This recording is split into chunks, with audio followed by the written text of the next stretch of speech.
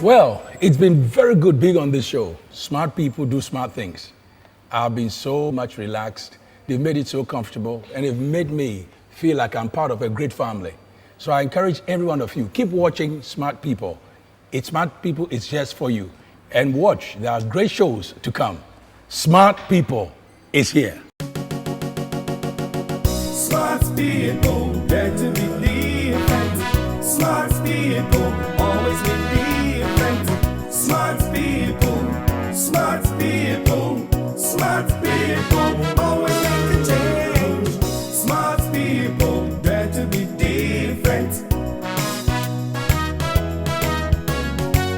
Smart people, say yes they can. Smart people, know that they can. Smart people, smart people, smart people, always make a change. Smart people, dare to be different.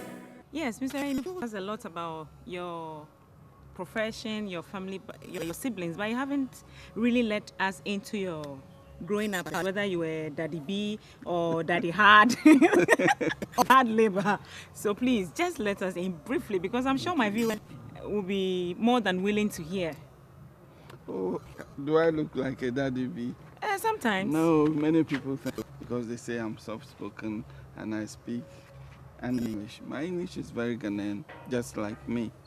Yeah, I grew up in a large family where we had to learn at a very early age. For instance, we go to farm every morning before going to school. I farm outside the house. And after school too, in the farming season, we go back to the farm to do some work. Yeah, weekends, we didn't have any free time. So it was quite a struggle from beginning. You go to farm in the morning, Early in the before morning. school. Yeah, And early then- in the morning to fetch what we were going to eat that day before we go to school. Hold That's it. during harvest time. No, I need to get it properly. And after school, you go back to the After, farm. yeah, you go back to farm, whatever. That's if there was some work. Okay. Yeah, otherwise you stay at home. Occasionally we're allowed to go and play football. When do you find time to do your homework or study? So we did it till after dinner at home. I had two siblings who were in me, so we used to do everything together. Oh, okay. Wow, good to know. So after all, you are not a daddy B. At all, I'm very far from it. If I tell you the quantity of bread I saw lifetime, you wouldn't believe it. Eh? Bread, yes, bread, donuts, sweets, all that just to raise for my mother. Bread, cola nut, and cloth. Yeah, cloth, everything. Everything, yeah. We used to sell these things at the road to generate income for my mother to take care of us. Is My father was around all right. His income was what aimed us in the main, but my mother had to supplement because we were many. so is that the reason why you are so passionate towards the poor or the underprivileged? Yeah, I grew up very poor. Very poor. I have even mentioned to you before the difficulty we had once to go to school when I got to secondary school. Yes, you I did never, mention I the never public. went to school on the appointed date because of the time I didn't have enough by way of lorry fare.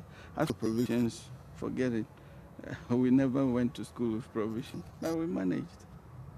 Oh my goodness. So this Yeah. term of love for the underprivileged came from here. Yes, yes. My parents used to preach to us never to discriminate against the poor if our circumstances improved in future. And I think we all stuck to that. Oh, I love this man. Trust me. He's been through a lot, yet he loves the underprivileged. What about you? And you say he did not start from today. He started from somewhere. The youth, I hope you are listening. He had to go and sell bread, cola nut, and all of that before going to school. But he made it. He's been a minister for several years, and he's still holding a very big position. It's all about determination and work. I am inspired. Trust me. Yeah, well, I think my profession was defined for me even at infancy because one of the things that we used to sell was the guinea pig, then rabbit, And so we used to keep all of them. We learned how to read those things very early in life. Wow, Yeah, you were a so- businessman, Oh, yeah, I think business I was. boy at that time. Yeah, I didn't know, but I was. Yeah.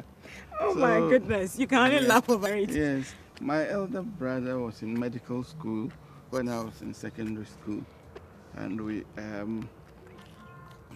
if I tell you, my experience with trousers, my first experience, you'd laugh. My first time of wearing trousers was in secondary form 5.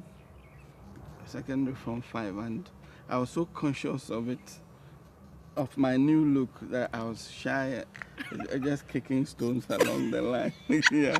Yeah, it was very funny. When I got back home, I washed and ironed because it was the only one. I remember one day we had to attend a function in the evening. I wore my sole trousers to town, and it got dirty. Yeah, a taxi drove and splashed dirty water on me. And you went So I wild went and washed it, and I had to wait for it to dry before I could iron and go out again.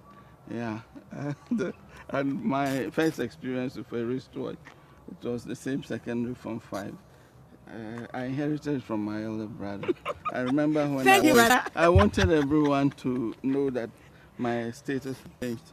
So I used not to swing my left arm, It was just for them to notice see the that, wristwatch. to notice that I also had a wristwatch. Yeah, that's it.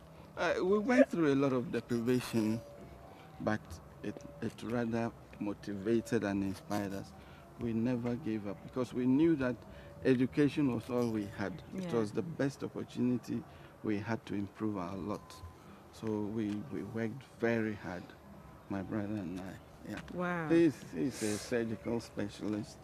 He's just returned from how many years in the UK? He left in 78, but he's come back a retired surgeon. He's teaching at the UDS Medical School. Wow. Yeah. Good to know. I'm sure you've inspired a lot of us. So we'll keep fighting till we get there. Yeah. He's still fighting, even though we think he has arrived, but he's still there. Smart people always believe.